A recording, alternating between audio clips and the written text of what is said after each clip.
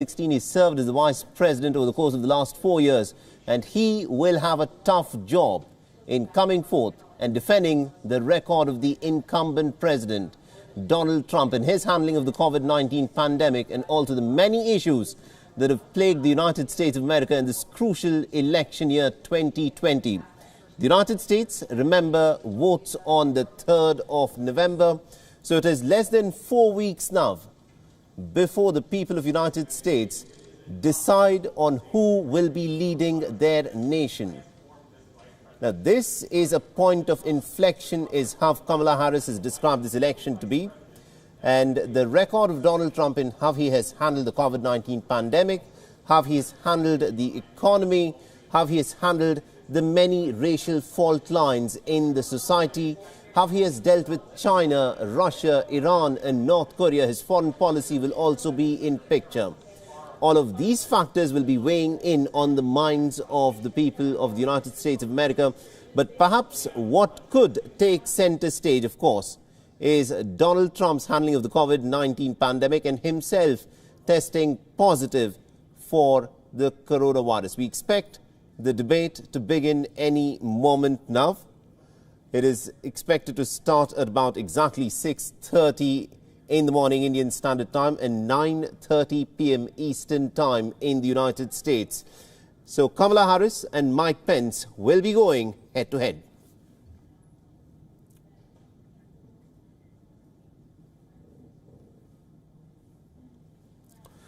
So Susan Page will, of course, be moderating this debate. The first presidential debate that had taken place in Cleveland in Ohio was extremely chaotic. Donald Trump had, of course, been accused of constantly interrupting and interjecting Joe Biden. Remember, Donald Trump is someone who loves this format, as someone who has been a reality television star in the United States. He loves this format of coming up on television and tearing down his opponents, which is what he intended to do in the first of the presidential debates. But this is going to be a more low-key affair. This will be focused on facts and figures. This will be a debate that one hopes will be based upon reason. And what is interesting is that there is going to be a plexiglass that will be dividing the two candidates. They'll be sitting at least 12 feet apart from each other in the wake of the COVID-19 pandemic and also because of the outbreak that's taken place within the White House, where several functionaries within the White House have tested positive. Let's now dip in and listen in to what's happening in the debate. Welcome to the first and only vice presidential debate of 2020, sponsored by the Nonpartisan Commission on Presidential Debates.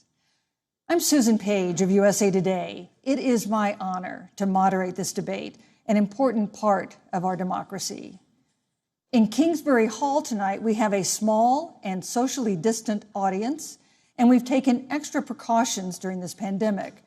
Among other things, everyone in the audience is required to wear a face mask, and the candidates will be seated 12 feet apart. The audience is enthusiastic about their candidates, but they've agreed to express that enthusiasm only twice, at the end of the debate and now when I introduce the candidates. Please welcome California Senator Kamala Harris and Vice President Mike Pence.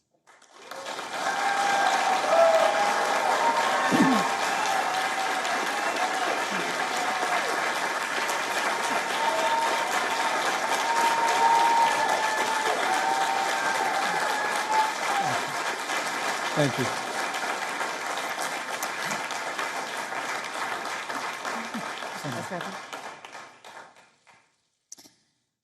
Senator Harris and Vice President Pence, thank you for being here. We're meeting as President Trump and the First Lady continue to undergo treatment in Washington after testing positive for COVID-19. We send our thoughts and prayers to them for their rapid and complete recovery and for the recovery of everyone afflicted by the coronavirus. The two campaigns and the Commission on Presidential Debates have agreed to the ground rules for tonight.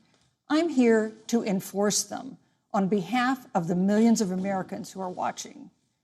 One note, no one in either campaign or at the Commission or anywhere else has been told in advance what topics I'll raise or what questions I'll ask.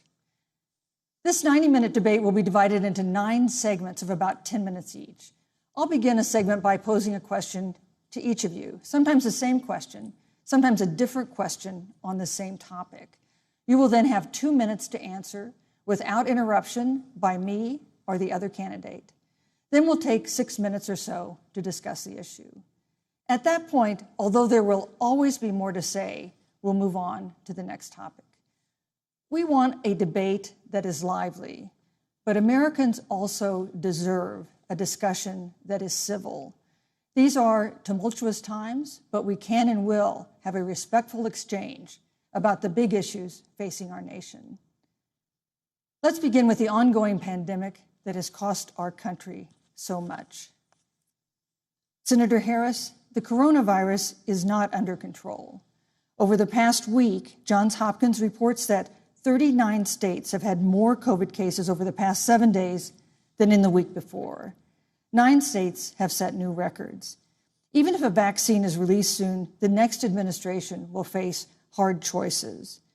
What would a Biden administration do in January and February that a Trump administration wouldn't do? Would you impose new lockdowns for businesses and schools and hotspots? A federal mandate to wear masks?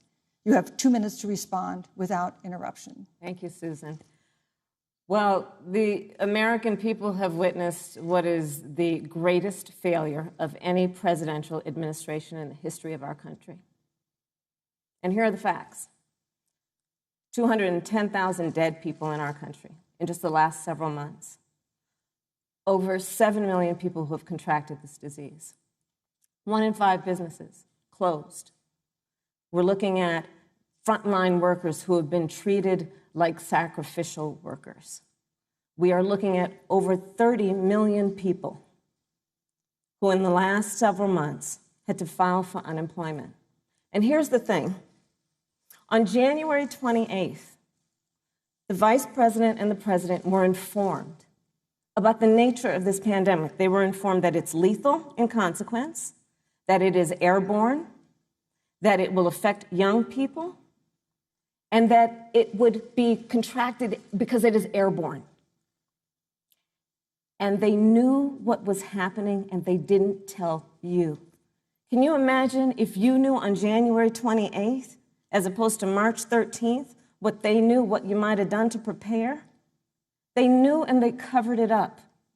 The president said it was a hoax. They minimized the seriousness of it. The president said, you're on one side of his ledger if you wear a mask, you're on the other side of his ledger if you don't. And in spite of all of that, today they still don't have a plan. They still don't have a plan. Well, Joe Biden does. And our plan is about what we need to do around a national strategy for contact tracing, for testing, for administration of the vaccine, and making sure that it will be free for all. That is the plan that Joe Biden has and that I have, knowing that we have to get a hold of what has been going on, and we need to save our country. And Joe Biden is the best leader to do that. And frankly, this administration has forfeited their right to re-election based on this. Thank you, Senator Harris. Vice President Pence, more than 210,000 Americans have died of COVID-19 since February. The U.S. death toll as a percentage of our population is higher than that of almost every other wealthy nation on earth. For instance, our death rate is 2.5 times that of Canada next door. You head the administration's coronavirus task force. Why is the U.S. death toll as a percentage of our population higher than that of almost every other wealthy country? And you have 2 minutes to respond without interruption. Susan, thank you. And I want to thank the Commission and the University of Utah for hosting this event. And Senator Harris, it's a privilege to be on the stage with you. And our nation has gone through a very challenging time this year.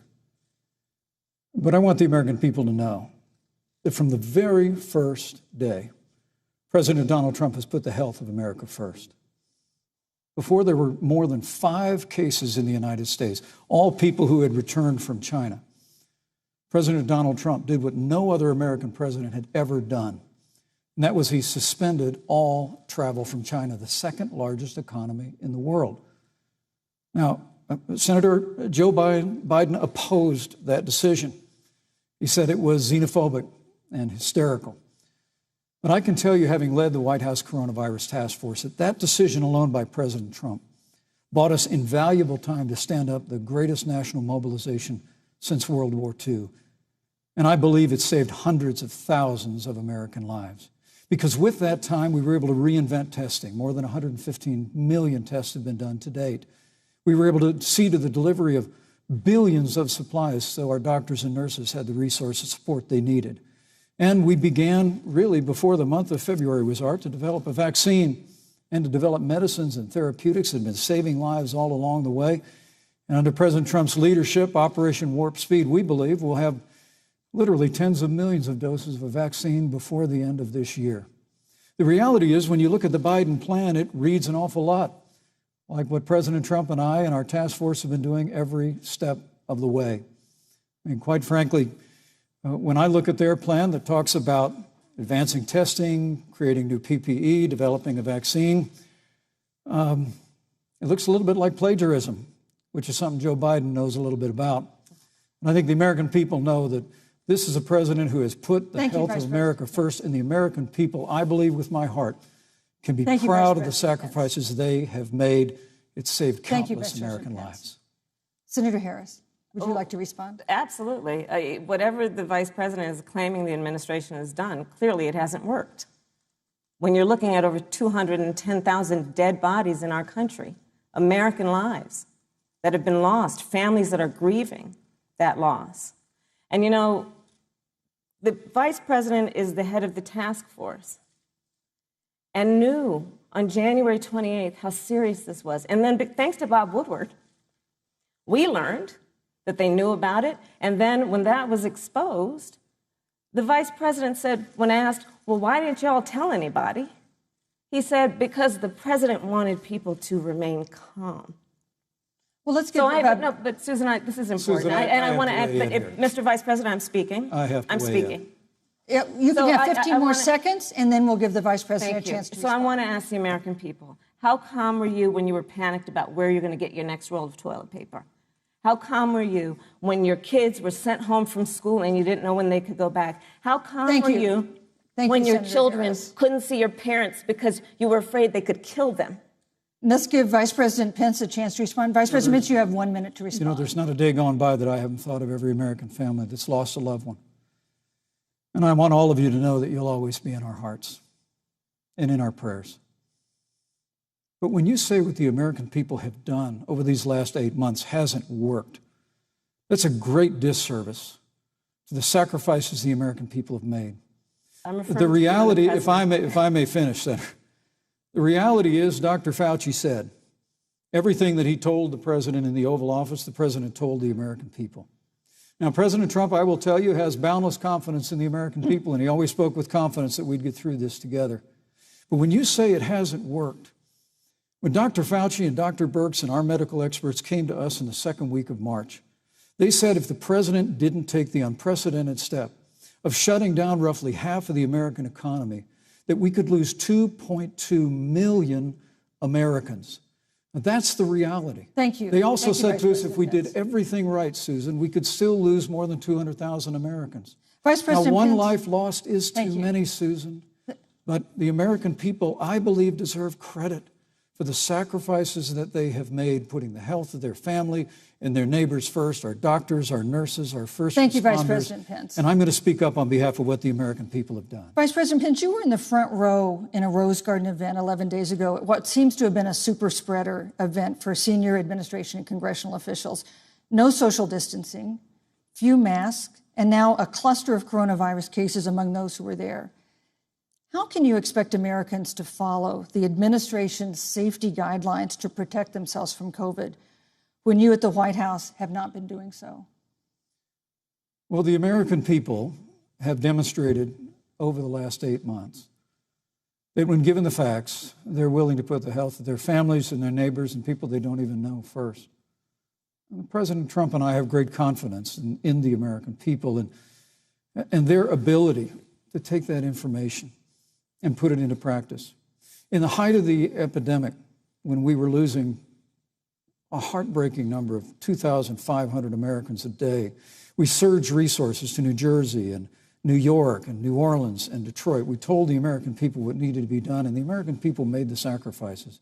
When the outbreak in the Sun Belt happened this summer, again, Americans stepped forward. But the reality is the work of the President of the United States goes on. A vacancy on the Supreme Court of the United States has come upon us, and the President introduced Judge Amy Coney Barrett. Thank you. Thank you, Vice President Pence. That, if I may say, that Rose Garden event, there's been a great deal of speculation about it. My wife Karen and I were there and honored to be there. Many of the people who were at that event, Susan, actually were tested for coronavirus, and it was an outdoor event, which all of our scientists regularly and routinely advise. The difference here is President Trump and I trust the American people to make choices in the best interest of their health. Joe Biden and Kamala Harris consistently talk about mandates, and not just mandates with the coronavirus, but a government takeover of health care, Thank you, the Green New Deal, all government control. We're about freedom and respecting the freedom of the American people. Let's talk about respecting the American people. You respect the American people when you tell them the truth. You respect the American people when you have the courage to be a leader, speaking of those things that you may not want people to hear, but they need to hear so they can protect themselves. But this administration stood on information that if you had as a parent, if you had as a worker, knowing you didn't have enough money saved up, and now you're standing in a food line because of the ineptitude of an administration that was unwilling to speak the truth to the American people. So let's talk about caring about the American people. The American people have had to sacrifice far too much because of the incompetence of this administration. It is asking too much of the people. Susan, we talked about it is asking too much of the people. That they would not be equipped with the information they need to help themselves to protect their parents and their children. Kamala Harris, Senator Harris, I'm sorry. It's fine, I'm Kamala. No, you're Senator Harris to me. For life to get back to normal, Dr. Anthony Fauci and other experts say that most of the people who can be vaccinated need to be vaccinated. But half of Americans now say they wouldn't take a vaccine if it was released now. If the Trump administration approves a vaccine before or after the election, should Americans take it, and would you take it? If the public health professionals, if Dr. Fauci, if the doctors tell us that we should take it, I'll be the first in line to take it. Absolutely. But if Donald Trump tells us that we should take it, I'm not taking it. Vice President Pence, there have been a lot of repercussions from this pandemic. In recent days, the president's diagnosis of COVID-19 has underscored the importance of the job that you hold and that you are seeking. That's our second topic tonight. It's the role of the vice president.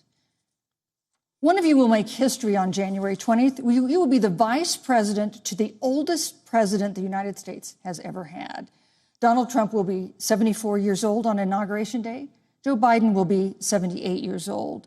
That already has raised concerns among some voters, concerns that have been sharpened by President Trump's hospitalization in recent days.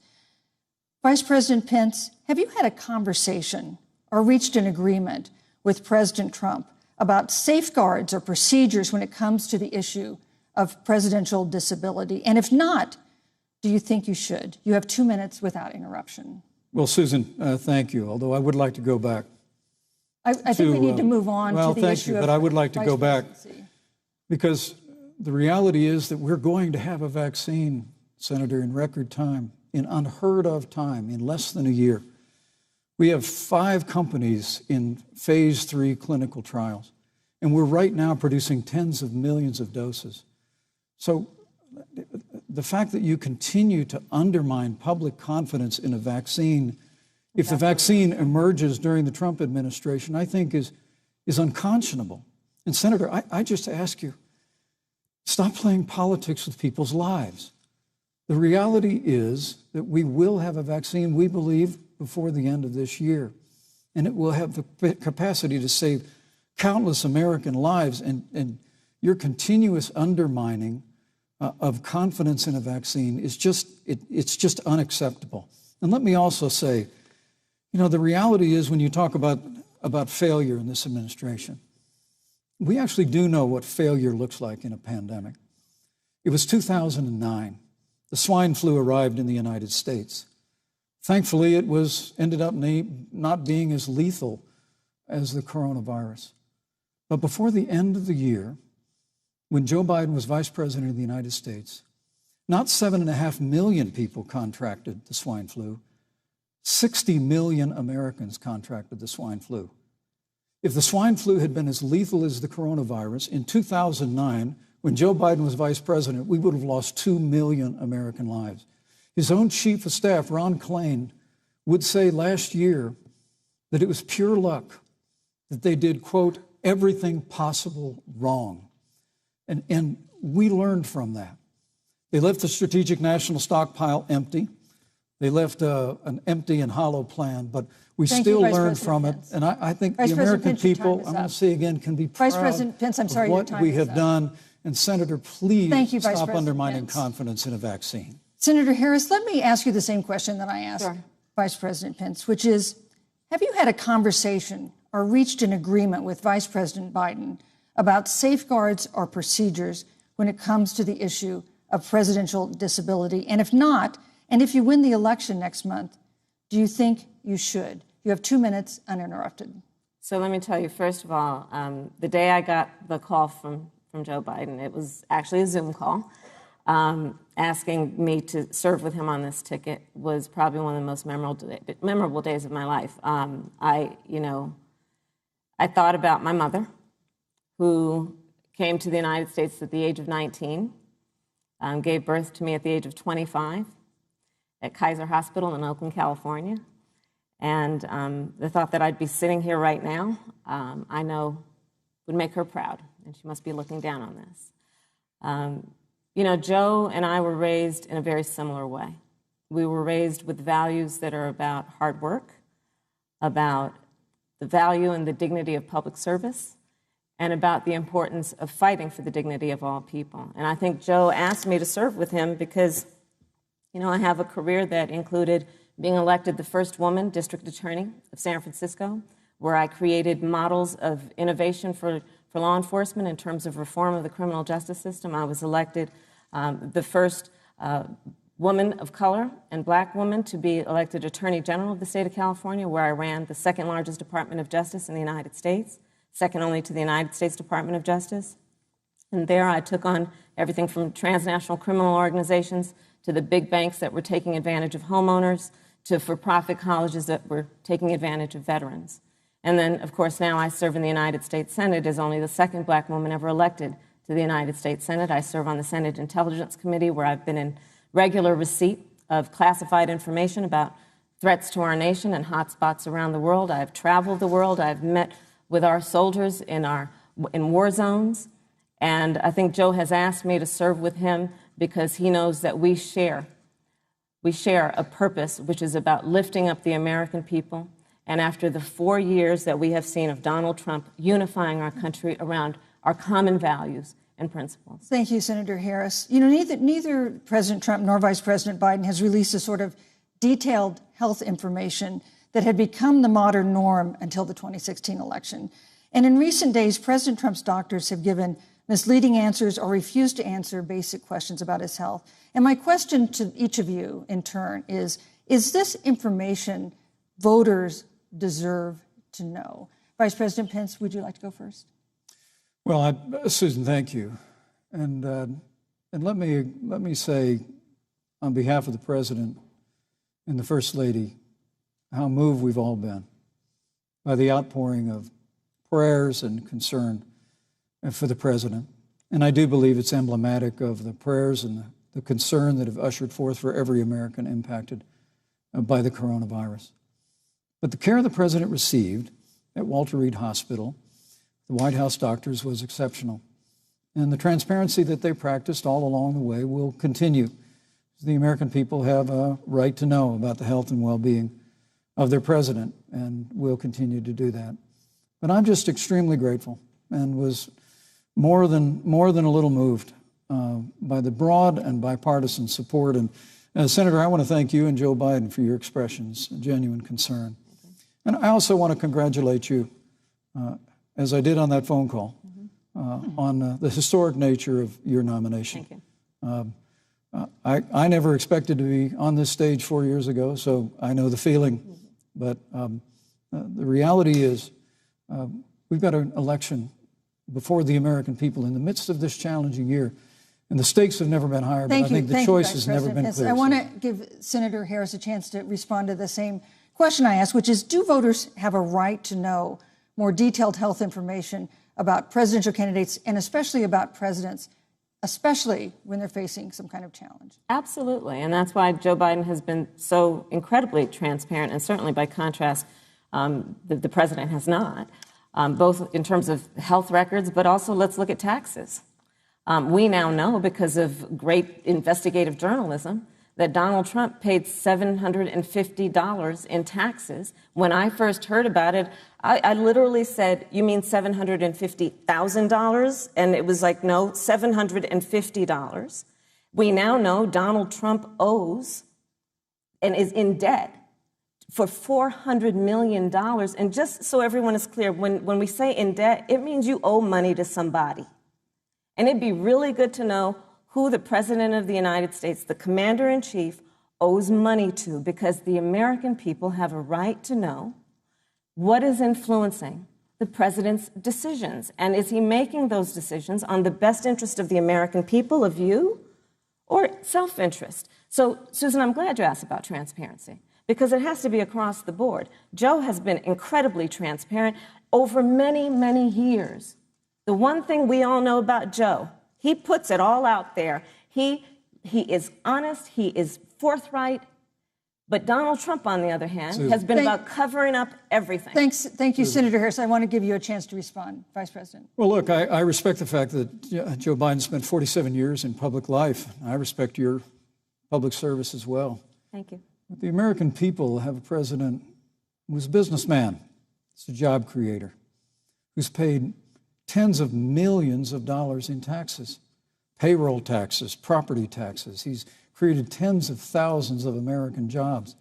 And the president said those public reports are not accurate. And the president's also released literally stacks of financial disclosures the American people can review just as the law allows. But the distinction here is that Joe Biden, 47 years in public service, compared to President Donald Trump, who brought all of that experience 4 years ago. Thank you, Vice and President. turned this economy around by cutting taxes, rolling back regulation, unleashing American energy, fighting for free and fair trade, and all of that's on the line if Joe Biden and Kamala Harris. You know, that's a good segue into our third topic, which is about the economy. This has been another aspect of life for Americans that's been so affected by this coronavirus. We have a jobs crisis brewing.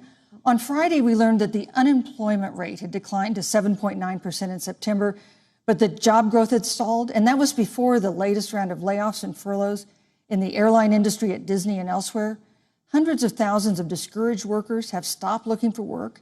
Nearly 11 million jobs that existed at the beginning of the year haven't been replaced.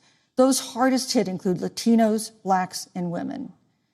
Senator Harris, the Biden-Harris campaign has proposed new programs to boost the economy, and you would pay for that new spending by raising $4 trillion in taxes on wealthy individuals and corporations. Some economists warn that could curb entrepreneurial ventures that fuel growth and create jobs. Would raising taxes put the recovery at risk? And you have 2 minutes to answer uninterrupted. Thank you.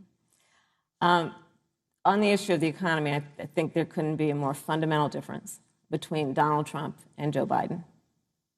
Joe Biden believes you measure the health and the strength of America's economy based on the health and the strength of the American worker and the American family.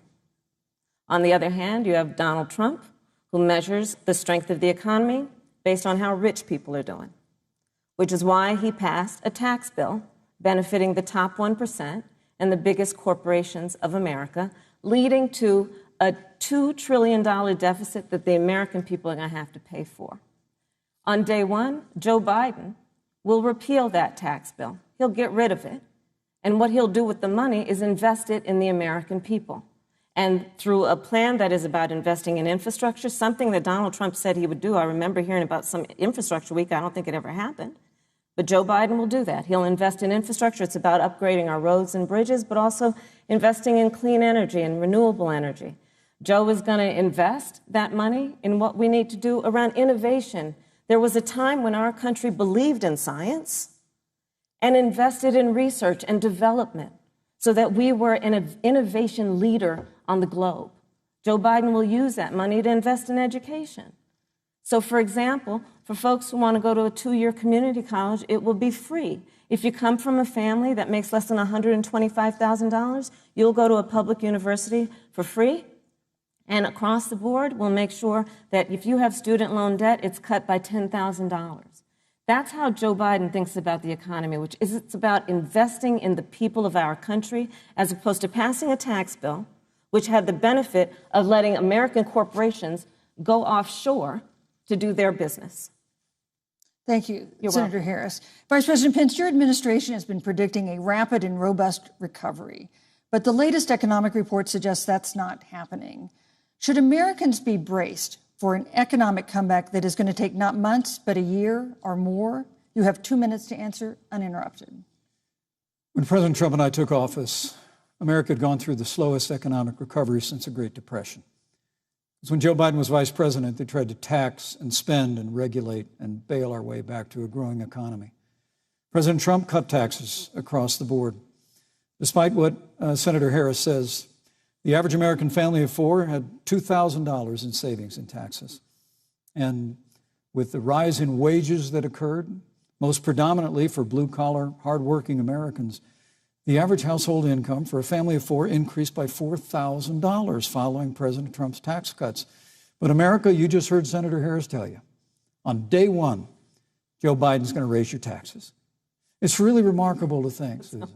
I mean, right after a time where we're going through a pandemic that lost 22 million jobs at the height, we've already added back 11.6 million jobs because we had a president who cut taxes, rolled back regulation, unleashed American energy, fought for free and fair trade, and secured $4 trillion from the Congress of the United States to give direct payments to families, saved 50 million jobs through the Paycheck Protection Program.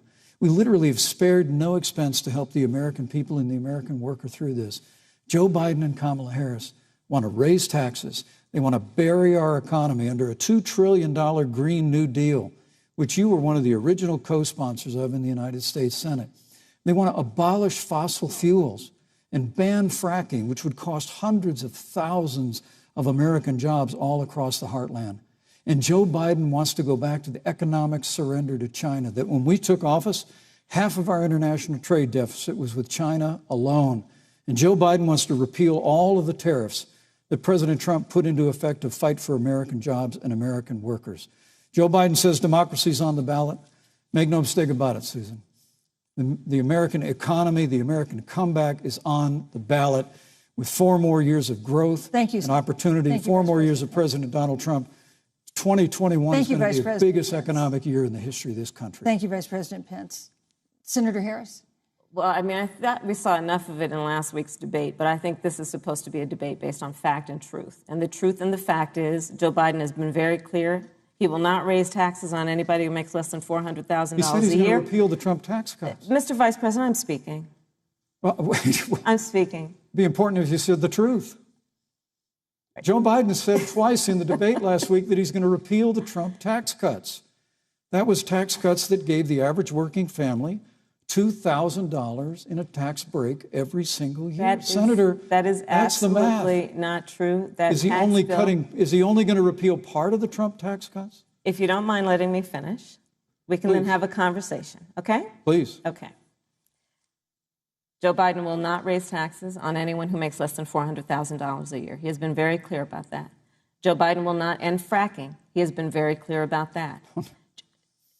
Joe Biden is the one who, during the Great Recession, was responsible for the Recovery Act that brought America back. And now the Trump-Pence administration wants to take credit when they rode the coattails of Joe Biden's success for the economy that they had at the beginning of their term. Of course, now the economy is a complete disaster. But Joe Biden, on the one hand, did that. On the other hand, you have Donald Trump, who has reigned over a recession that is being compared to the Great Depression. On the one hand, you have Joe Biden, who was responsible with President Barack Obama for the Affordable Care Act, which brought health care to over 20 million Americans and protected people with pre-existing conditions. And what it also did is it saved those families who otherwise were going bankrupt because of hospital bills they could not afford. On the other hand, You have Donald Trump, who's in court right now, trying to get rid of the Affordable Care Act, which means that you will lose protections if you have pre-existing conditions. And this is very important, Susan. Yes, and it's but important. We need to give Vice President. He interrupted me, and I'd like to just finish, please. If you have a pre-existing condition, heart disease, diabetes, breast cancer, they're coming for you. If you love someone who has a pre-existing condition, they're coming for you. If you are under the age of 26 on your parents' coverage, they're coming for you. Senator Harris, thank you. You're welcome. Let me give you a chance to respond. Well, I hope we have a chance to talk about health care, because Obamacare was a disaster. The American people remember it well. And President Trump and I have a plan to improve health care and to protect pre-existing conditions for every American. But look, Senator Harris, you're entitled to your own opinion, but you're not entitled to your own facts. You yourself said on multiple occasions when you were running for president that you would ban fracking. Joe Biden looked at a supporter in the eye and pointed and said, I guarantee that we will abolish fossil fuels. They have a $2 trillion version of the Green New Deal, Susan, that your newspaper, USA Today, said really wasn't that very different from the original Green New Deal. More taxes, more regulation, banning fracking, abolishing fossil fuel, crushing American energy, and economic surrender to China is a prescription for economic decline. President Trump and I will keep America growing. The V-shaped recovery that's underway right now will continue with 4 more years of President Donald Trump in the White House. Thank you very, very much, Vice President Pence. Once again, you've provided the perfect segue to a new topic, which is climate change. And Vice President Pence, I'd like to pose the first question to you. This year, we've seen record-setting hurricanes in the South. Another one, Hurricane Delta, is now threatening the Gulf. And we have seen record-setting wildfires in the West. Do you believe, as the scientific community has concluded, that man-made climate change has made wildfires bigger, hotter, and more deadly, and have made hurricanes wetter, slower, and more damaging? You have 2 minutes uninterrupted. Thank you, Susan. Well, first, I'm very proud of our record on the environment and on conservation. According to all of the best estimates, our air and land are cleaner than any time ever recorded. Our water is among the cleanest in the world. And just a little while ago, the President signed the Outdoors Act. It's the largest investment in our public lands and public parks in 100 years. So President Trump has made a commitment to conservation and to the environment. Now, with regard to climate change, the climate is changing. But the issue is, what's the cause and what do we do about it? President Trump has made it clear that we're going to continue to listen to the science. Now, Joe Biden and Kamala Harris would put us back in the Paris Climate Accord. They'd impose the Green New Deal, which would crush American energy, would increase the energy costs of American families in their homes, and literally would crush American jobs. And President Trump and I believe that the progress that we have made in a cleaner environment has been happening precisely because we have a strong free market economy. You know, what's remarkable is the United States has reduced CO2 more than the countries that are still in the Paris Climate Accord, but we've done it through innovation, and we've done it through natural gas and fracking, which, Senator, the American people can go look at the record. I know Joe Biden says otherwise now, as you do, but the both of you repeatedly committed to abolishing fossil fuel and banning fracking. And so by creating the kind of American innovation, we're actually steering toward a stronger and better environment. With regard to wildfires, President Trump and I believe that forest management has to be front and center, and even Governor Gavin Newsom from your state has agreed we've got to work on forest management. And with regard to hurricanes, the National Oceanic Administration tells us that actually as difficult as they are, Thank you, Vice President. There are no more hurricanes today than there were 100 years ago. Thank you. But many of the climate alarmists use hurricanes and wildfires to try and sell their bill of goods of a Green New Deal. And President Trump and I are going to always put American jobs and American workers first. Senator Harris, as the Vice President mentioned, you co-sponsored the Green New Deal in Congress. But Vice President Biden said in last week's debate that he does not support the Green New Deal. But if you look at the Biden-Harris campaign website, it describes the Green New Deal as a crucial framework. What exactly would be the stance of a Biden-Harris administration toward the Green New Deal? You have 2 minutes uninterrupted. Sure. So first of all, I will repeat, and the American people know, that Joe Biden will not ban fracking. That is a fact. That is a fact. I will repeat that Joe Biden has been very clear that he thinks about growing jobs, which is why he will not increase taxes for anyone who makes less than $400,000 a year. Joe Biden's economic plan, Moody's, which is a reputable Wall Street firm, has said will create 7 million more jobs than Donald Trump's. And part of those jobs that will be created by Joe Biden are going to be about clean energy and renewable energy. Because you see, Joe understands that the west coast of our country is burning, including my home state of California. Joe sees what is happening on the Gulf states, which are being battered by storms. Joe has seen and talked with the farmers in Iowa, whose entire crops have been destroyed because of floods. And so Joe believes, again, in science. I'll tell you something, Susan. I served, when I first got to the Senate, on the committee that's responsible for the environment. Do you know this administration took the word science off the website and then took the phrase climate change off the website? We have seen a pattern with this administration, which is they don't believe in science. And Joe's plan is about saying we're going to deal with it, but we're also going to create jobs.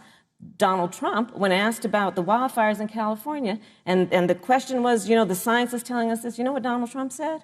Science doesn't know.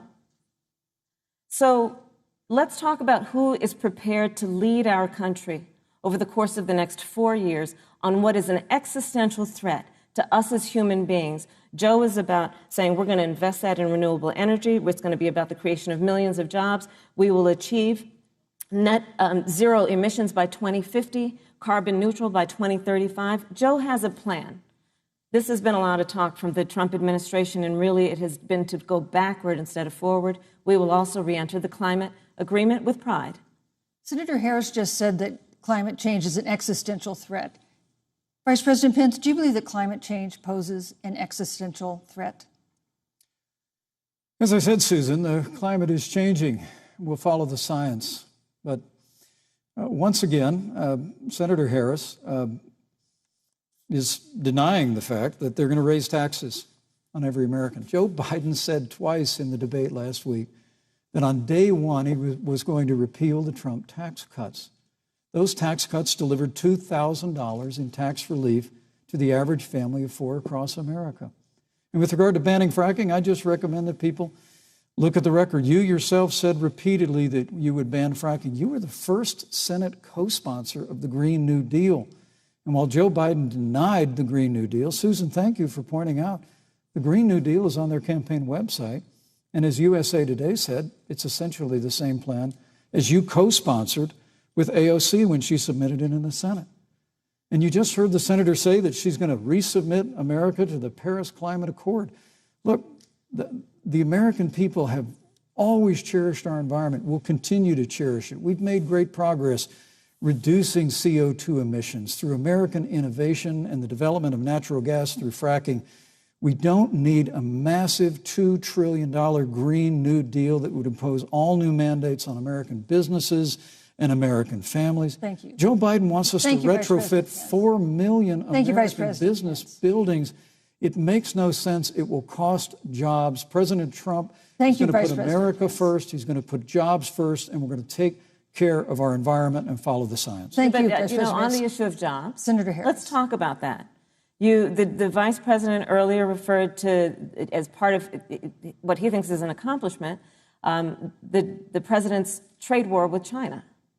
You lost that trade war. You lost it. What ended up happening is because of a so-called trade war with China, America lost 300,000 manufacturing jobs. Farmers have experienced bankruptcy because of it. We are in a manufacturing recession because of it. And when we look at where this administration has been, there are estimates that by the end of the term of this administration, they will have lost more jobs than almost any other presidential administration. And the American people know what I'm talking about. You know, I think about 20-year-olds. You know, we have a 20-year-old, a 20-something-year-old, who are coming out of high school and college right now, and you're wondering, is there going to be a job there for me?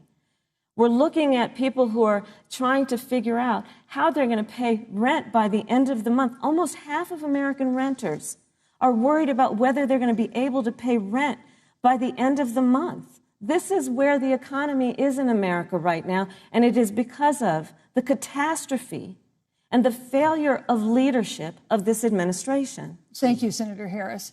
Vice President Pence, let me give you just 15 seconds to respond, because then I want to move on to Well, I'd love to respond. Look, lost the trade war with China. Joe Biden never fought it. Joe Biden has been a cheerleader for communist China over the last several decades.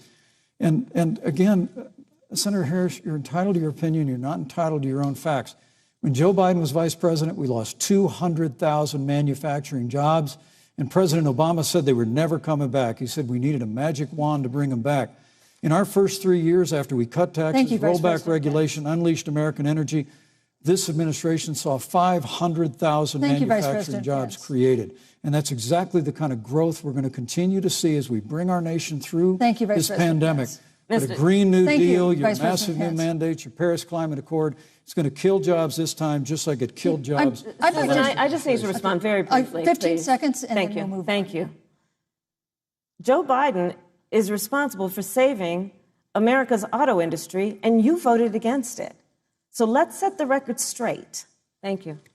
I'd like to talk about China. We have, as our next topic, we have no more complicated or consequential foreign relationship than the one with China. It is a huge market for American agricultural goods. It's a potential partner in dealing with climate change in North Korea. And in a video tonight, President Trump again blamed it for the coronavirus, saying China will pay. Vice President Pence, how would you describe our fundamental relationship with China? Competitors, adversaries, enemies? You have 2 minutes. Thank you, Susan. Well, before I leave that, let me speak to voting records if I can. You know, everybody knows that NAFTA cost literally thousands of American factories to close. We saw automotive jobs go south of the border. President Trump fought to renegotiate NAFTA. And the United States-Mexico-Canada agreement is now the law of the land. American people deserve to know Senator Kamala Harris was one of only 10 members of the Senate to vote against the USMCA. It was a huge win for American auto workers. It was a huge win for American farmers, especially dairy in the upper Midwest. But Senator, you said it didn't go far enough on climate change, that you put your radical environmental agenda ahead of American auto workers and ahead of American jobs. I think the American people deserve to know that. It's probably why Newsweek magazine said that Kamala Harris was the most liberal member of the United States Senate in 2019, more liberal than Bernie Sanders, more liberal than any of the others in the United States Senate. So now with regard to China, look, Susan, first and foremost, China is to blame for the coronavirus. And President Trump is not happy about it. He's made that very clear, made it clear again today. China and the World Health Organization did not play straight with the American people. They did not let our personnel into China to get information on the coronavirus until the middle of February. Fortunately, President Trump, in dealing with China from the outset of this administration, standing up to China that had been taking advantage of America for decades in the wake of Joe Biden's cheerleading for China, President Trump made that decision before the end of January to suspend all travel from China. And again, the American people deserve to know Joe Biden opposed President Trump's decision to suspend all travel from China. He said it was hysterical. He said it was xenophobic. Vice President Pence. But President Trump has stood up to China. We're going to continue to stand strong. Thank you, Vice President Pence. We want to improve the relationship, but we're going to level the playing field, and we're going to hold China accountable for what they did to America with the coronavirus. Thank you. Senator Harris, let me ask you the same question that I asked the Vice President. How would you describe our fundamental relationship with China? Are we competitors, adversaries, enemies? You'll have 2 minutes uninterrupted. Susan, the Trump administration's perspective and approach to China has resulted in the loss of American lives, American jobs, and America's standing. There's a weird obsession that President Trump has had with getting rid of whatever accomplishment was achieved by President Obama and Vice President Biden. For example, they created within the White House an office that basically was responsible for monitoring pandemics. They got rid of it. Not true. There was a team of disease experts that President Obama and Vice President Biden dispatched to China to monitor what is now predictable and what might happen. They pulled them out. We now are looking at 210,000 Americans who have lost their lives. Let's look at the job situation. We mentioned before the trade deal, the trade war, they wanted to call it, with China. It resulted in the loss of over 300 manufacturing jobs and a manufacturing recession, and the American consumer paying thousands of dollars more for goods because of that failed war that they called it. Then let's talk about standing. Pew, a reputable research firm, has done an analysis that shows that leaders of all of our formerly allied countries have now decided that they hold in greater esteem and respect Xi Jinping, the head of the Chinese Communist Party, than they do Donald Trump, the President of the United States, the Commander-in-Chief of the United States. This is where we are today because of a failure of leadership by this administration. Senator Harris, we've seen changes in the role of the United States in terms of global leadership over the past 4 years. And of course, times do change. What's your definition? We've seen strains with China, of course, as the Vice President mentioned. We've seen strains with our traditional allies in NATO and elsewhere. What is your definition of the role of American leadership in 2020? So, Joe I love talking with Joe about a lot of these issues. And, Joe, I think he said it quite well. He says, foreign policy, it might sound complicated, but really it's relationships. So just think about it as relationships. And so we know this in our personal and professional relationships. You got to keep your word to your friends.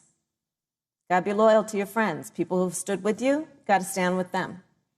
You got to know who your adversaries are and keep them in check. But what we have seen with Donald Trump is that he has betrayed our friends and embraced dictators around the world. Let's take, for example, Russia. So, I serve on the Intelligence Committee of the United States Senate. America's intelligence community told us Russia interfered in the election of the President of the United States in 2016 and is playing in 2020. Christopher Wray, the director of the FBI, said the same. But Donald Trump, the Commander-in-Chief of the United States of America, prefers to take the word of Vladimir Putin over the word of the American intelligence community. You look at our friends at NATO. He has walked away from agreements. You can look at the Iran nuclear deal, which now has put us in a position where we are less safe because they are building up what might end up being a significant nuclear arsenal.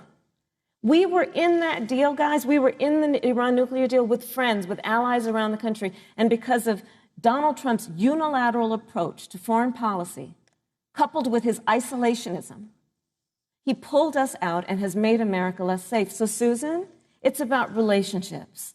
And the thing that has always been part of the strength of our nation, in addition to our great military, has been that we keep our word. But Donald Trump doesn't understand that because he doesn't understand what it means to be honest. Thank you, Senator Harris. Vice President Pence, let me give you a chance to respond. Well, thank you. Well, President Trump kept his word when we moved the American embassy to Jerusalem, the capital of the state of Israel. When Joe Biden was vice president, they promised to do that, and they never did. We've stood strong with our allies, but we've been demanding. NATO is now contributing more to our common defense than ever before, thanks to President Trump's leadership. We've strengthened our alliances across the Asia-Pacific, and we've stood strong against those who would do us harm. You know, when President Trump came into office, ISIS had captured an area of the Middle East the size of Pennsylvania. But President Trump unleashed the American military, and our armed forces destroyed the ISIS caliphate and took down their leader, al-Baghdadi, without one American casualty. Al-Baghdadi was responsible for the death of thousands. But notably, America's hearts today are with the family of Kayla Mueller, her parents of which are here with us tonight in Salt Lake City. Today, 2 of the ISIS killers responsible for Kayla Mueller's murder were brought to justice in the United States. Jihadi John was killed on the battlefield along with the other beetle. The reality is that when Joe Biden was vice president, we had an opportunity to save Kayla Mueller. It breaks my heart to reflect on it, but the military came into the Oval Office, presented a plan. They said they knew where Kayla was. Baghdadi had held her for 18 months, abused her mercilessly before they killed her. But when Joe Biden was vice president, they hesitated for a month. And when armed forces finally went in, it was clear she'd been moved 2 days earlier. And her family says with a heart that broke the heart of every American that if President Donald Trump had been president, they believe Kayla would be alive today. Thank you, Vice Look, President. we destroyed the ISIS caliphate. And you talk about re-entering the Iran nuclear deal. I mean, the last administration transferred $1.8 billion to the leading state sponsor of terrorism. Pence. President Donald Trump got us out of the deal. Thank you, Vice President Pence. And when Qasem Soleimani was traveling to Baghdad to do harm to Americans, President Donald Trump took him out. Thank you, Vice President Pence. And America is safer, our allies are safer, and the American people know President Donald Trump will never Thank you, Vice President take Pence. action. I would like to give Senator Harris a chance to respond, but not at such great length because, of course, there are other topics we want to talk about. But I would like equal time. Yes. Thank you. Please go ahead. First of all, to the Mueller family, I know about your daughter's case, and I'm so sorry. I'm so sorry. What happened to her is awful, and it should have never happened. And I know Joe feels the same way. And I know that President Obama feels the same way. But you mentioned Soleimani. Let's start there. So after the strike on Soleimani, there was a counter strike on our troops in Iraq. And they suffered serious brain injuries. And do you know what Donald Trump dismissed them as? Headaches. And this is about a pattern of Donald Trump's, where he has referred to our men who are serving in our military as suckers and losers. Donald Trump, who went to Arlington Cemetery and stood above the graves of our fallen heroes and said, what's in it for them? Because, of course, you know, he only thinks about what's in it for him. Let's take what he said about John McCain, a great American hero. And Donald Trump says he doesn't deserve to be called a hero because he was a prisoner of war. And this is very important when you want to talk about who is the current commander-in-chief and what they care about and what they don't care about. Public reporting that Russia had bounties on the heads of American soldiers. And you know what a bounty is? It's somebody puts a price on your head and they will pay it if you are killed. And Donald Trump had talked at least 6 times to Vladimir Putin and never brought up the subject. Joe Biden would never do that. Thank you. Joe Biden would, but Joe Biden would hold Russia to account for any threat to our nation's security or to our troops who are sacrificing their lives for the sake of our democracy and our safety. Thank you, Senator Harris. This is such an important issue, but we have other important issues as well. And Susan, I want to make sure we have a chance I really have to talk to respond about to that. Look, she has 15 seconds because well, I got to have trying more to than keep, that. Look, well, I'm sorry, but Vice President, look, you've had more time than she's had so far. The slanders against President Donald Trump regarding men and women of our armed forces are absurd. I'm sorry, Vice President Pence. My son is a captain in the United States Marine Corps. My son-in-law is deployed in the United States Navy. I can assure all of you, with sons and daughters serving in our military, President Donald Trump not only respects but reveres all of those who serve in our armed forces, and any suggestion otherwise is ridiculous. Thank you, Vice President Pence. The American people deserve, Susan, the American people deserve to know. Vice President Pence, I did not, excuse me, Susan, the I did not create the rules for tonight. Joe Biden. Your campaigns agreed to the rules for tonight's debate with the Commission on Presidential Debates. I'm here to enforce them, which involves moving from one topic to another, giving roughly equal time to both of you, which is what I'm trying very hard to do. Go right ahead. So I want to go ahead and move to the next topic, which is an important one, as the last topic was, and that is the Supreme Court. On Monday, the Senate Judiciary Committee is scheduled to open hearings on Amy Coney Barrett's nomination to the Supreme Court. Senator Harris, you'll be there as a member of the committee. Yes. Her confirmation would cement the court's conservative majority and make it likely open to more abortion restrictions, even to overturning the landmark Roe v. Wade ruling. Access to abortion would then be up to the states. Vice President Pence, you're the former governor of Indiana. If Roe v. Wade is overturned, what would you want Indiana to do? Would you want your home state to ban all abortions? You have 2 minutes, uninterrupted. Well, thank you for the question, but I'll use a little bit of my time to respond to that very important issue before. The American people deserve to know Qasem Soleimani, the Iranian general, was responsible for the death of hundreds of American service members. When the opportunity came, we saw him headed to Baghdad to kill more Americans. President Trump didn't hesitate, and Qasem Soleimani is gone. But you deserve to know that Joe Biden and Kamala Harris actually criticized the decision to take out Qasem Soleimani. It's really inexplicable, but with regard to Joe Biden, it's explainable. Because history records that Joe Biden actually opposed the raid against Osama bin Laden. It's absolutely essential that we have a commander-in-chief who will not hesitate to act to protect American lives and to protect American service members, and that's what you have in President Donald Trump. Now, with regard to the Supreme Court of the United States, let me say President Trump and I could not be more enthusiastic about the opportunity to see Judge Amy Coney Barrett become Justice Amy Coney Barrett. Now, she's a brilliant woman, and she will bring a lifetime of experience and a sizable American family to the Supreme Court of the United States. And our hope is, in the hearing next week, unlike Justice Kavanaugh received with treatment from you and others, we hope she gets a fair hearing. And we particularly hope that we don't see the kind of attacks on her Christian faith that we saw before. I mean, the Democrat chairman of the Judiciary Committee before, when Judge Barrett was being confirmed for the Court of Appeals, expressed concern that the dogma of her faith lived loudly in her. Dick Durbin of Illinois said that it was a concern. Senator, I know one of our judicial nominees you actually attacked because they were a member of the Catholic Knights of Columbus, just because the Knights of Columbus holds pro-life views and pro-marriage views. Thank you, Vice President Pence. So your time is up. My hope is that when the hearing takes place, thank you, Vice President Pence. That Judge Amy Coney Barrett will be respected, thank you, treated Vice President respectfully, Pence. Voted and confirmed to the Supreme Court of the United States. Senator Harris, you're the senator from and former Attorney General of California. So let me ask you a parallel question to the one I posed to the Vice President. If Roe v. Wade is overturned, what would you want California to do? Would you want your home state to enact no restrictions on access to abortion?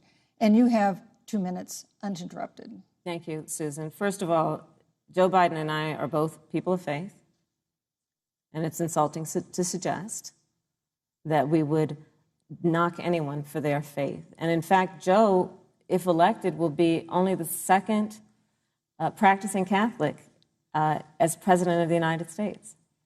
On the issue of this nomination, Joe and I are very clear, as are the majority of the American people. We are 27 days before the decision about who will be the next president of the United States.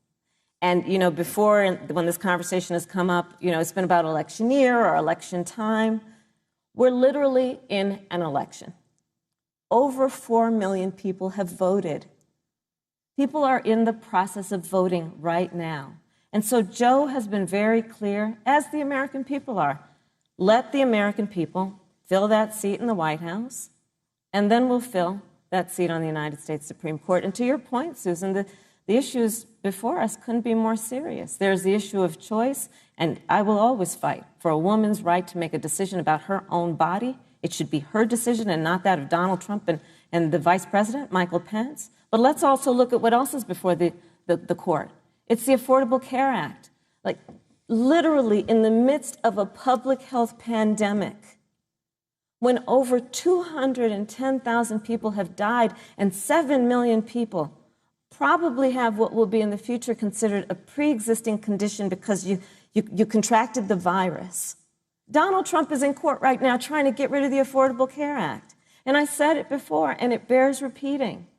This means that there will be no more protections, if they win, for people with pre-existing conditions. Yeah. This means that over 20 million people will lose your coverage. It means that if you're under the age of 26, you can't stay on your parents' coverage anymore. And here's the thing. The contrast couldn't be more clear. They're trying to get rid of the Affordable Care Act. Joe Biden is saying, let's expand coverage. Let's give you a choice of a public option or private coverage. Let's bring down premiums. Thank you, Senator Let's Harris. Lower Medicare eligibility to 60. Thank you, Senator. That's true Harris. leadership. You know, you mentioned earlier, Vice President Pence, that the president was committed to maintaining protections for people with pre-existing conditions. But you do have this court case that you are supporting, your administration supporting, that would strike down the Affordable Care Act. The president says, President Trump says that he's going to protect people with pre-existing conditions, but he has not explained how he would do that. And that was one of the toughest nuts to crack when they were passing the Affordable Care Act. So tell us specifically, how would your administration protect Americans with pre-existing conditions to have access to affordable insurance if the Affordable Care Act is struck down? Well, thank you, Susan. But let me just say, addressing your very first question, I couldn't be more proud to serve as vice president to a president who stands without apology for the sanctity of human life. I'm pro-life. I don't apologize for it. And this is another one of those cases where there's such a dramatic contrast. Joe Biden and Kamala Harris support taxpayer funding of abortion all the way up to the moment of birth. Late-term abortion. They want to increase funding to Planned Parenthood of America. Now, for our part, I would never presume how Judge Amy Coney Barrett would rule on the Supreme Court of the United States, but we'll continue to stand strong for the right to life. When you speak about the Supreme Court, though, I think the American people really deserve an answer, Senator Harris. Are you and Joe Biden going to pack the court if Judge Amy Coney Barrett is confirmed? I mean, there have been 29 vacancies on the Supreme Court during presidential election years, from George Washington to Barack Obama. Presidents have nominated in all 29 cases. But your party is actually openly advocating adding seats to the Supreme Court, which has had 9 seats for 150 years, if you don't get your way. This is a classic case of, if you can't win by the rules, you're going to change the rules. Now, you've refused to answer the question. Joe Biden has refused to answer the question. So I think the American people would really like to know, if Judge Amy Coney Barrett is confirmed to the Supreme Court of the United States, are you and Joe Biden, if somehow you win this election, going to pack the Supreme Court to get your way? I'm so glad we went through a little history lesson. Let's do that a little more. In 1864... Well, I'd like you to answer the question. No, Mr. Vice President, I'm speaking. I'm speaking. Okay. In 1864, one of the, I think, political heroes, certainly of the president, I assume of you also, Mr. Vice President, is Abraham Lincoln. Mm-hmm. Abraham Lincoln was up for re-election, and it was 27 days before the election, and a seat became open on the United States Supreme Court. Abraham Lincoln's party was in charge not only of the White House, but the Senate. But Honest Abe said it's not the right thing to do. The American people deserve to make the decision about who will be the next president of the United States, and then that person can select who will serve for a lifetime on the highest court of our land. And so Joe and I are very clear. The American people are voting right now, and it should be their decision about who will serve on this most important body for a lifetime. Thank you, And Senator the Harris. people, Susan, are voting right now. They'd like to know if you and Joe Biden are going to pack the Supreme Court if you don't get your way in this nomination. Let's talk about packing. You once Come again on. gave a non-answer. Joe Biden gave a non-answer. Trying to answer you The now. American people deserve a straight answer. And if you haven't figured it out yet, the straight answer is they are going to pack the Supreme Court if they somehow win this election. Men and Mr. women, Vice President, I got to I tell you, think people across this country, if you cherish our Supreme Court, if you cherish the separation of powers, you need to reject the Biden-Harris ticket. Come November the 3rd, re-elect President Donald Trump, and we'll stand by that separation of powers in a 9-seat Supreme Court. Yeah, let's talk about packing the court then. Let's talk about the fact. Yeah, I'm about to. So the Trump-Pence administration has been, because I sit on the Senate Judiciary Committee, Susan, as you mentioned, and I've witnessed the appointments for lifetime appointments to the federal courts, district courts, courts of appeal. People who are purely ideological, people who have been reviewed by legal professional organizations and found to have been not competent, are substandard. And do you know that of the 50 people who President Trump appointed to the Court of Appeals for lifetime appointments, not one is black? This is what they've been doing. You want to talk about packing a court? Let's have that discussion. All right, thank you. Thank you, Senator. Let's go on and talk about the issue of racial justice. I just want the record to reflect she never answered the question. So maybe the next debate, Joe Biden will answer the question, but I think the American people know the answer. Thank you, Vice President. In March, Breonna Taylor, a 26-year-old emergency room technician in Louisville, was shot and killed after police officers executing a search warrant in a narcotics investigation broke into her apartment. The police said they identified themselves. Taylor's boyfriend said he didn't hear them do that. He used a gun registered to him to fire a shot, which wounded an officer. The officers then fired more than 20 rounds into the apartment. They say they were acting in self-defense. None of them have been indicted in connection with her death. Senator Harris, in the case of Breonna Taylor, was justice done? You have 2 minutes. I don't believe so. And I've talked with Breonna's mother, Tamika Palmer, and her family deserves justice. She was a beautiful young woman. She had as her life goal to become a nurse, and she wanted to become an EMT to first learn what's going on out on the street so she could then become a nurse and save lives. And her life was taken unjustifiably and tragically and violently. And it brings me to, the 8 minutes and 46 seconds that America witnessed, during which an American man was tortured and killed under the knee of an armed, uniformed police officer.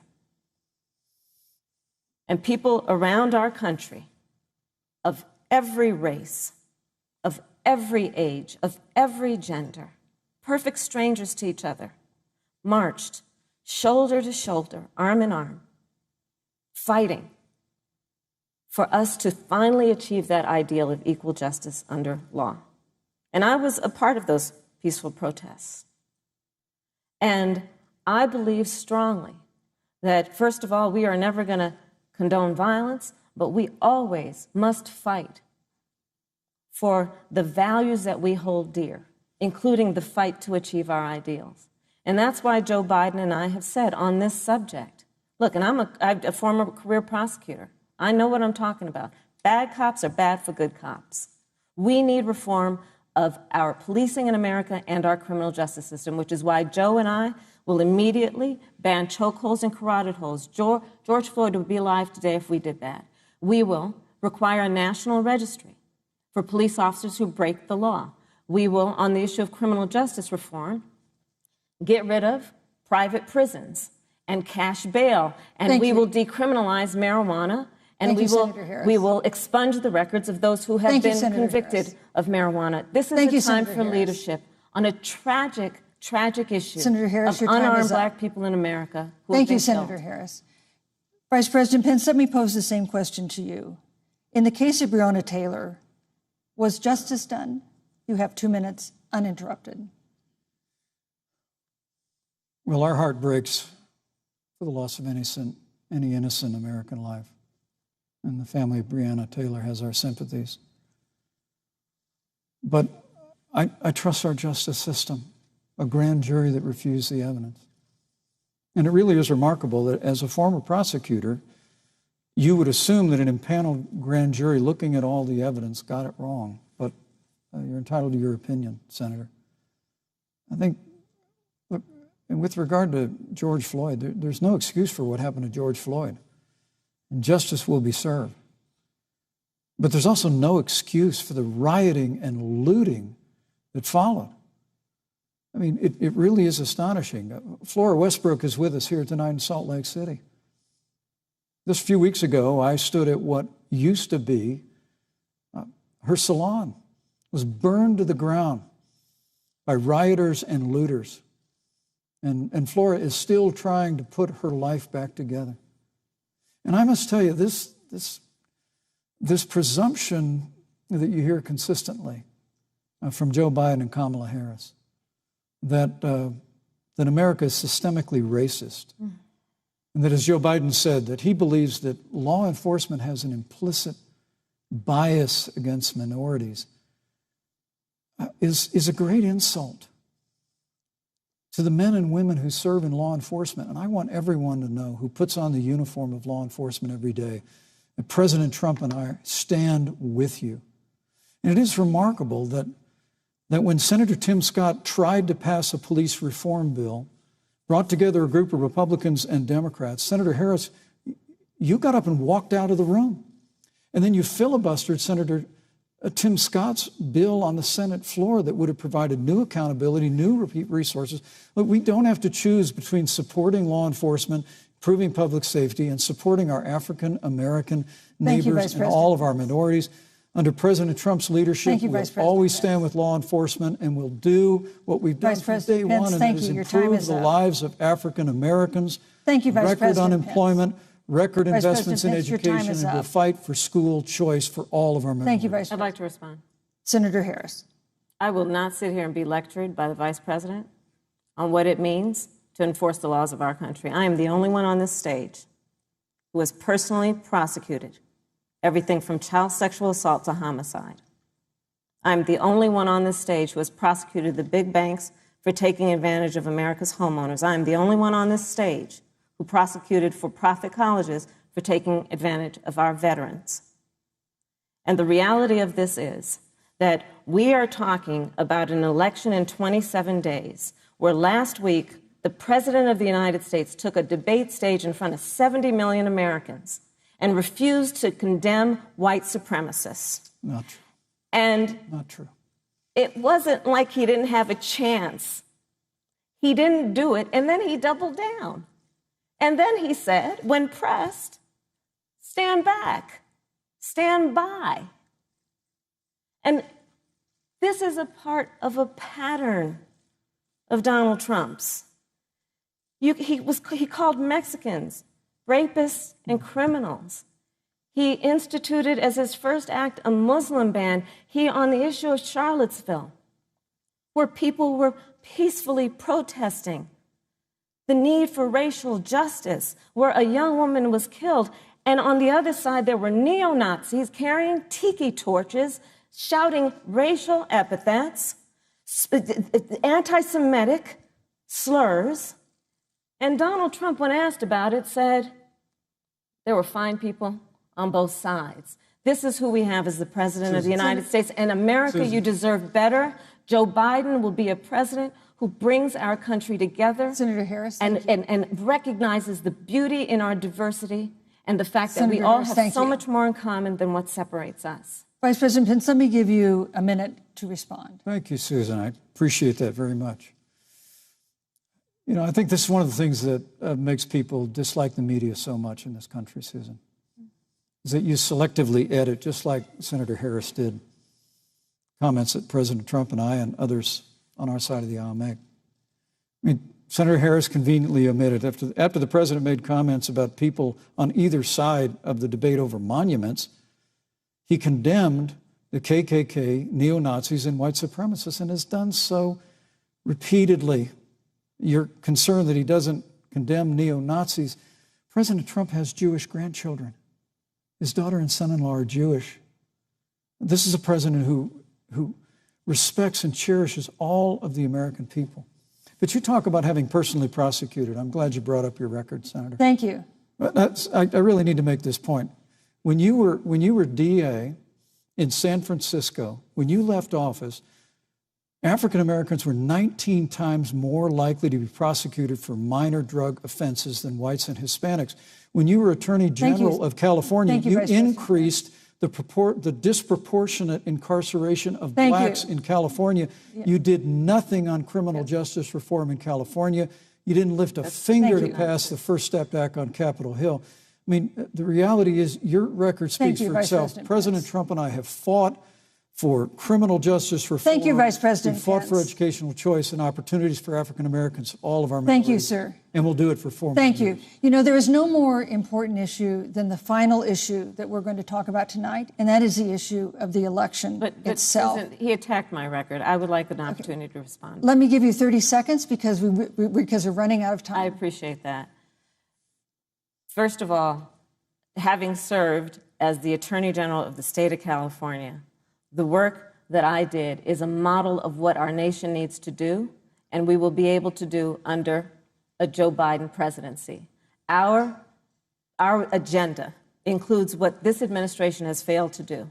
It will be about not only instituting a ban on chokeholds and carotid holes. Thank you. Not only. Thank you, Senator I Harris. would like to go through. These are points that you made earlier in the hour, and I want to talk about the election itself before we have to. But I want to talk about the connection between what Joe and I will do and my record, which includes I was the first statewide officer to institute a requirement that my agents would wear body cameras and keep them on full time. We were the first to initiate a requirement that there would be a training for law enforcement on implicit bias because, yes, Joe Biden and I recognize that implicit bias does exist, Mr. Vice President, contrary to what you may believe.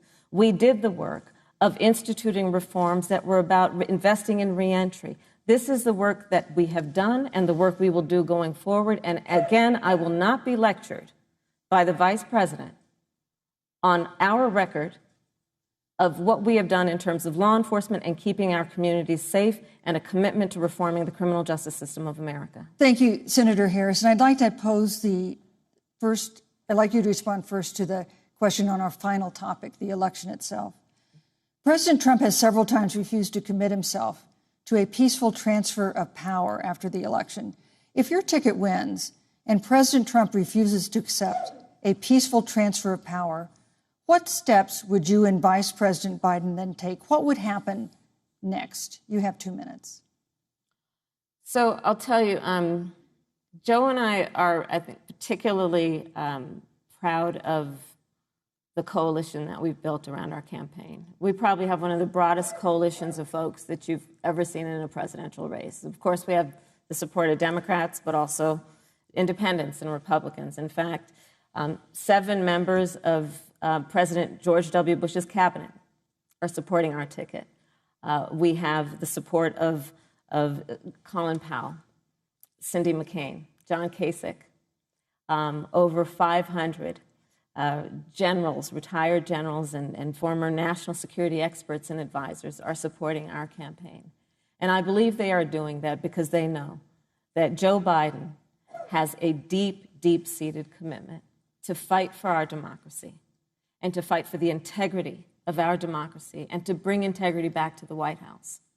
And so we believe in the American people. We believe in our democracy. And here's what I'd like to say to everybody. Vote. Please vote. Vote early. Come up with a plan to vote. Go to iwillvote.com. You can also go to joebiden.com. We have it within our power in these next 27 days to make the decision about what will be the course of our country for the next 4 years. And it is within our power, and if we use our vote and we use our voice, we will win. And we will not let anyone subvert our democracy with what Donald Trump has been doing, as he did on the debate stage last week, when again in front of 70 million people, he openly attempted to suppress the vote. Joe Biden, on the other hand, on that same debate stage, because clearly Donald Trump doesn't think he can run on a record because it's a failed record, Joe Biden on that stage said, hey, just please vote. So I'll repeat what Joe said. Please vote. Thank you, Senator. Vice President Pence, President Trump has several times refused to commit himself to a peaceful transfer of power after the election. If Vice President Biden is declared the winner and President Trump refuses to accept a peaceful transfer of power, what would be your role and responsibility as vice president? What would you personally do? You have 2 minutes. Well, Susan, first and foremost, I think we're going to win this election. Because while Joe Biden and Kamala Harris rattle off a long litany of the establishment in Washington, D.C., an establishment that Joe Biden's been a part of for 47 years, President Donald Trump has launched a movement of everyday Americans from every walk of life. And I have every confidence that those same Americans that delivered that historic victory in 2016, they see this president's record where we rebuild our military, we revived our economy through tax cuts and rolling back regulation, fighting for fair trade, unleashing American energy. We appointed conservatives to our federal courts at every level. And we stood with the men and women of law enforcement every single day. And I think that movement of Americans has only grown stronger in the last 4 years. But when you talk about accepting the outcome of the election, I must tell you, Senator, your party has spent the last 3.5 years trying to overturn the results of the last election. It's amazing. When Joe Biden was vice president of the United States, the FBI actually spied on President Trump and my campaign. I mean, there were documents released this week that the CIA actually made a referral to the FBI documenting that those allegations were coming from the Hillary Clinton campaign. And of course, we've all seen the avalanche, what you put the country through for the better part of 3 years until it was found that there was no obstruction, no collusion, case closed. And then, Senator Harris, you and your colleagues in the Congress tried to impeach the President of the United States over a phone call. And now Hillary Clinton has actually said to Joe Biden that in her words, under no circumstances should he concede the election. So let me just say, I think we're going to win this election. President Trump and I are fighting every day in courthouses to prevent Joe Biden and Kamala Harris from changing the rules and creating this universal mail-in voting that will create a massive opportunity for voter fraud. And we have a free and fair election. We know we're going to have confidence in it. And I believe in all my heart that President Donald Trump's going to be reelected for 4 more years. You know, I've written all the questions that I've asked tonight, but for the final question of the debate, I'd like to read a question that someone else wrote. The Utah Debate Commission asked students in the state to write essays about what they would like to ask you. And I want to close tonight's debate with the question posed by Brecklin Brown. She's an 8th grader at Springville Junior High in Springville, Utah. And here's what she wrote, quote, "When I watch the news, all I see is arguing between Democrats and Republicans. When I watch the news, all I see is citizen fighting against citizen. When I watch the news, all I see are 2 candidates from opposing parties trying to tear each other down. If our leaders can't get along, how are the citizens supposed to get along?" And then she added, "Your examples could make all the difference to bring us together," end quote. So to each of you in turn, I'd like you to take 1 minute and respond to Brecklin. Vice President Pence, you have 1 minute. Brecklin, it's a wonderful question. And let me just commend you for taking an interest in public life. I started following the news when I was very young. And in America, we believe in a free and open exchange of debate. And we celebrate that. And it's how we've created literally the freest and most prosperous nation in the history of the world. But I would tell you that don't assume that what you're seeing on your local news networks is synonymous with the American people. You know, I look at the relationship between Justice Ruth Bader Ginsburg, the late justice who we just lost from the Supreme Court, and the late Justice Antonin Scalia. They were on polar opposites on the Supreme Court of the United States, one very liberal, one very conservative. But what's been learned since her passing was the 2 of them and their families were the very closest of friends. I mean, here in America, we can disagree. We can debate vigorously, as Senator Harris and I have on this stage tonight. But when the debate is over, We come together as Americans. And that's what people do in big cities and small towns all across this country. So I just want to encourage you, Brecklin. I want to tell you that we're going to work every day to have government as good as our people. And the American people each and every day love a good debate. We love a good argument. But we always come together and are always there for one another. Thank you, in times of need. And we've especially learned that through the difficulties of this year. Senator Harris, what would you say to Brecklin?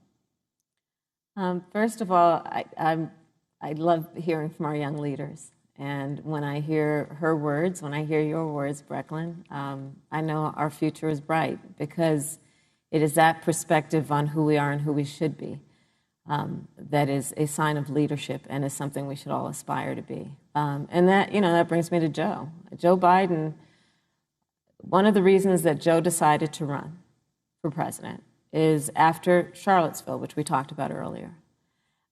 It so troubled him and upset him like it did all of us, that there was that kind of hate and division. What propelled Joe to run for president was to see that over the course of the last 4 years, what Brecklin described has been happening. Joe has a long-standing reputation of working across the aisle and working in a bipartisan way. And that's what he's going to do as president.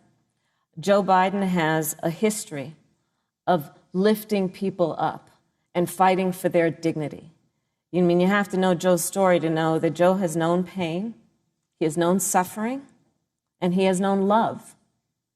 And so, Brecklin, when you think about the future, I do believe the future is bright. And it will be because of your leadership, and it will be because we fight for each person's voice through their vote, and we get engaged in this election because you have the ability through your work and through eventually your vote to determine the future of our country and what its leadership looks like. Thank you, Senator Harris. Thank you, Vice President Pence. Thank you so much for being with us tonight. We want to thank also the University of Utah for its hospitality, and most of all, our thanks to all the Americans who watched this debate tonight. Again, our best wishes for a quick recovery to President Trump, the First Lady, and everyone who is battling COVID-19. The second presidential debate is next week on October 15th, a town hall-style debate in Miami. We hope you'll join us then. Good evening.